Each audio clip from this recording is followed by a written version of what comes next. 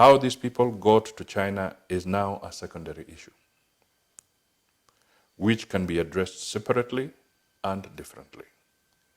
What is critical is their plight and fate in the face of the coronavirus.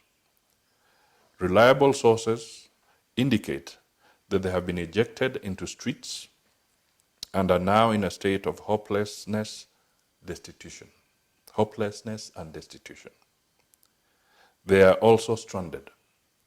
They cannot leave China to get back home or to relocate to a more friendly country because of international travel protocol challenges. Nobody knows how soon we could expect regular country-to-country travel to resume.